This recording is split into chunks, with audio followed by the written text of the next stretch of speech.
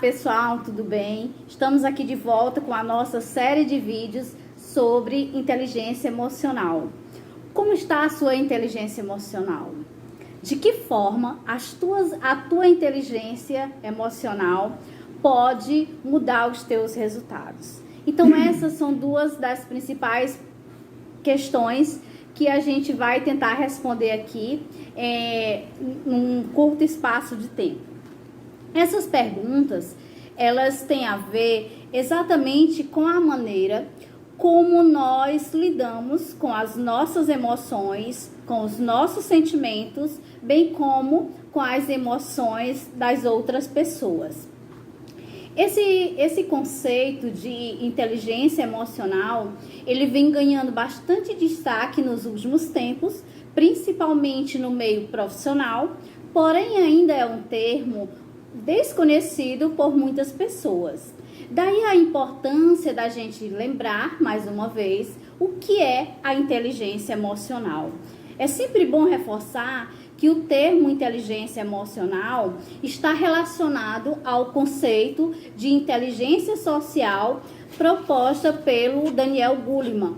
Então, nós sabemos, podemos aqui conceituar um indivíduo emocionalmente inteligente ou um indivíduo emocionalmente inteligente, podemos dizer que é aquele que consegue identificar e controlar as próprias emoções, ou seja, que tem aí uma capacidade de gerenciar as suas emoções. É conhecer a si mesmo, é comunicar-se consigo mesmo, e isso é o que vai gerar uma estabilidade, um comportamento que seja realmente desejável e que te faça tornar-se uma pessoa mais equilibrada, mais centrada, mais produtiva.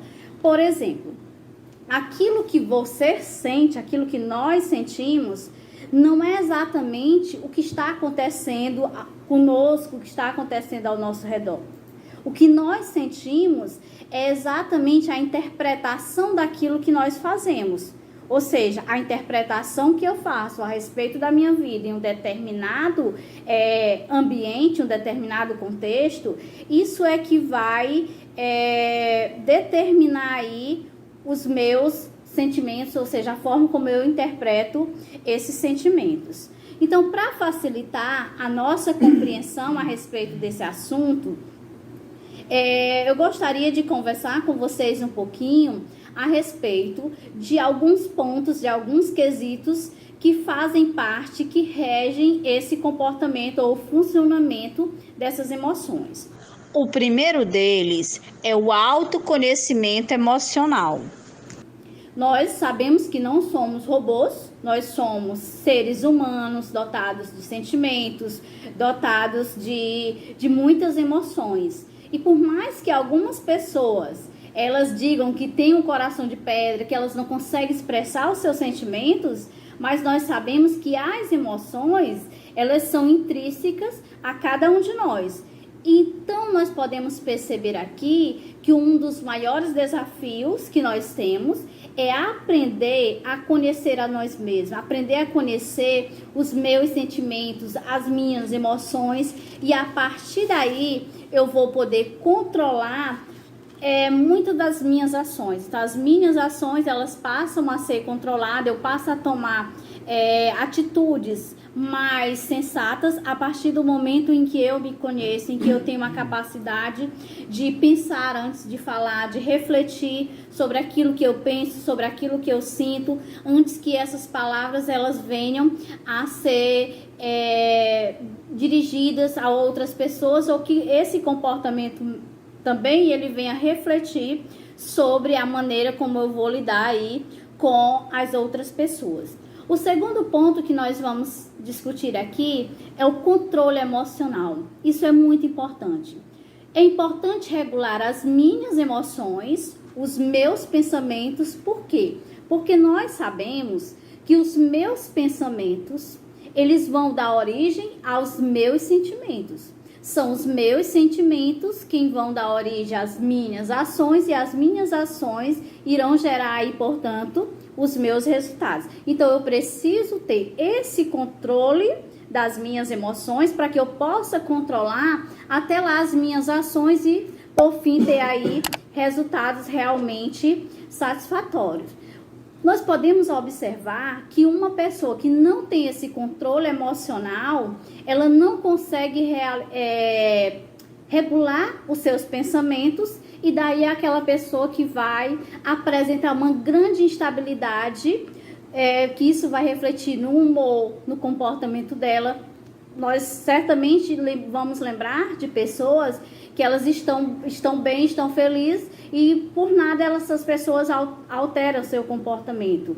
Ou seja, são pessoas que não têm esse controle e por isso elas sofrem uma alteração no seu comportamento de uma maneira repentina, o que muitas vezes elas acabam se arrependendo mais tarde.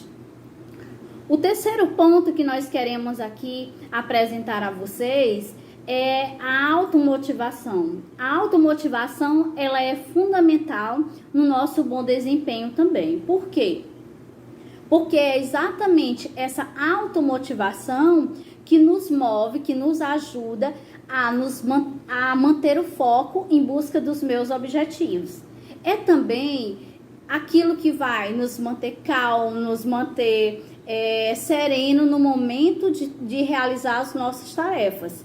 Isso vai fazer com que você não se sinta uma pessoa sempre cansada após realizar as suas tarefas. Então, nós percebemos que tem pessoas que iniciam a segunda-feira já com desejo de que fosse a sexta. Por quê? Porque elas não têm automotivação e o seu trabalho acaba representando ali uma angústia, um sofrimento para elas.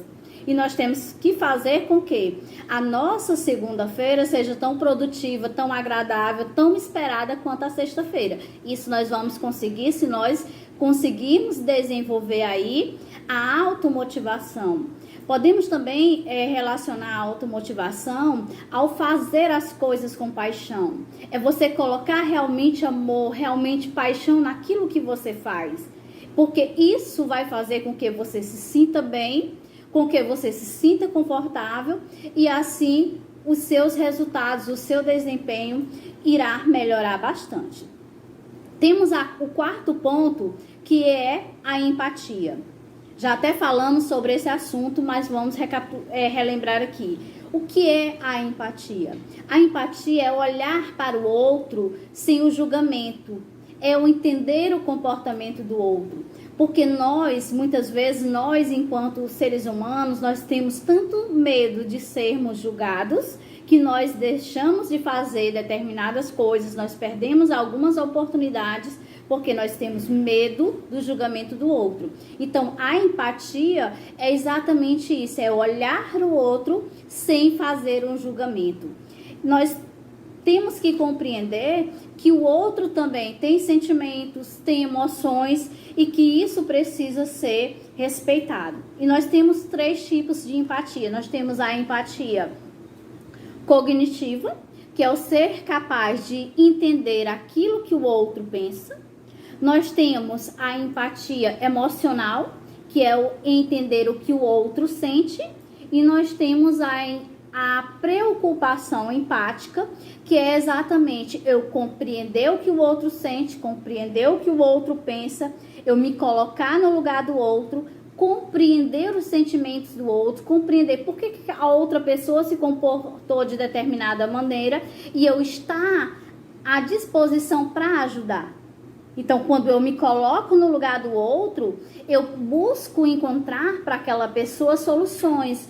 Eu estou ali, mas não para ouvir, não para julgar, eu estou ali para ajudar. Então, a empatia, ela é muito necessária e ela faz toda a diferença nos nossos relacionamentos, seja profissional, seja pessoal. Então, é algo muito necessário que venhamos a desenvolver. O último tópico aqui são os relacionamentos interpessoais. E esses relacionamentos interpessoais, eles estão muito relacionados à questão da empatia que nós falamos anteriormente. Nós sabemos que um bom relacionamento interpessoal, que é o eu me relacionar com o outro, vai depender, antes de mais nada, de um bom relacionamento intrapessoal, ou seja, a forma como eu estou me relacionando comigo mesmo. Então, se eu não estiver bem comigo mesmo, isso vai refletir na forma como eu vou lidar, como eu vou tratar as outras pessoas, né? Então, nós seres humanos, nós não somos seres lógicos, nós somos seres emocionais. E por isso que essas questões da emoção, quando bem trabalhadas, quando bem cuidadas, elas vão fazer toda a diferença. Se internamente nós não estivermos bem resolvidos em relação às nossas questões pessoais, às nossas questões profissionais, então as nossas relações externas, elas não irão fluir muito bem. É por isso que muitas vezes a gente percebe que quando alguém está com algo, a mente ou não está saudável, tem algo ali que não está indo muito bem, essa pessoa ela tende a manifestar esse comportamento de diversas maneiras. É o mau humor, essa pessoa tornar-se irritada, é a agressividade, é o isolamento. Então, tudo isso são comportamentos, ou seja, são manifestações que surgem no momento em que eu não estou bem resolvido comigo mesmo. Então, nós podemos perceber que é de suma importância desenvolver, trabalhar a nossa inteligência emocional. Não é algo que nasce pronto, é algo que nós precisamos trabalhar a cada dia, precisamos aprimorar para que nós possamos aí ter mais segurança, ter uma vida mais saudável em relação a isso, em relação ao que nós pensamos e ao que nós sentimos. Então, é isso que vai me possibilitar ter aí um controle, um equilíbrio entre a razão e a emoção. Isso também vai fazer com que, se eu tenho esse controle,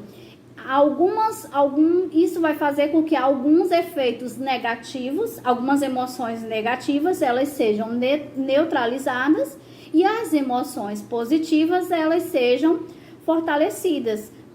Temos aí alguns exemplos de emoções negativas, como é o caso do medo, da ansiedade, da angústia, do tédio, do ódio. Tudo isso pode ser potencializado de uma forma positiva a partir do momento que você aprender a lidar com ela. Se você não aprende a lidar com essas emoções que são consideradas negativas, elas acabam se tornando os seus maiores inimigos, porque são elas que irão te levar a uma vida de angústia, a uma vida de isolamento, a uma vida de depressão, a uma vida de ansiedade. Então, nós precisamos aprender a lidar com essas ansiedades. E isso também vai nos libertar de algumas crenças.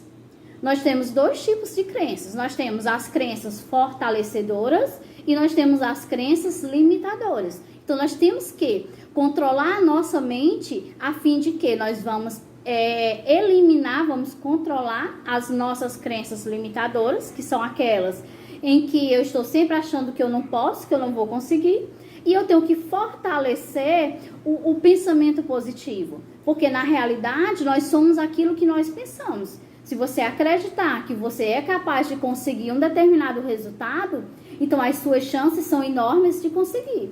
Mas se você começar a comunicar para si mesmo que você não é capaz, que você não vai conseguir, isso é o que vai acontecer. Então, o nosso comportamento, ele sempre será o resultado daquilo que nós comunicamos para nós mesmos. Vou te dar um exemplo muito claro. Imagine só que você está em casa e você está esperando lá o seu filho, o seu marido, alguém muito querido que está super atrasado. Dependendo do que você vai comunicar para si mesmo, você vai ter uma resposta quando essa pessoa retornar para casa. Se você começar a imaginar que essa pessoa sofreu um acidente, que essa pessoa está lá no hospital, que essa pessoa morreu, 2 horas depois, quando essa pessoa retornar, qual vai ser a sua reação? Vai ser de pura emoção, você vai chorar, você vai correr, você vai abraçar, enfim. Se você pensar ao contrário, não, tá atrasado porque tá me traindo, tá isso, e você começar a comunicar para você mesmo esses sentimentos de ódio, de raiva, o que vai acontecer? Quando essa pessoa retornar, você é a mesma pessoa, mas o seu comportamento vai ser totalmente diferente do primeiro exemplo. Ou seja, o nosso comportamento sempre vai ser, digamos assim, dirigido por aquilo que nós plantarmos na nossa mente. Então, é um exemplo para a gente refletir sobre ele. E quantas coisas na nossa vida nós não plantamos na nossa mente? Então, nós temos que ser o guardião da nossa própria mente. E lá, todo dia, arrancando, tirando as ervas daninhas que são plantadas lá. Então, somos nós que temos que cuidar desse território. Então, aquilo que você comunica para si mesmo acaba tornando-se a sua verdade.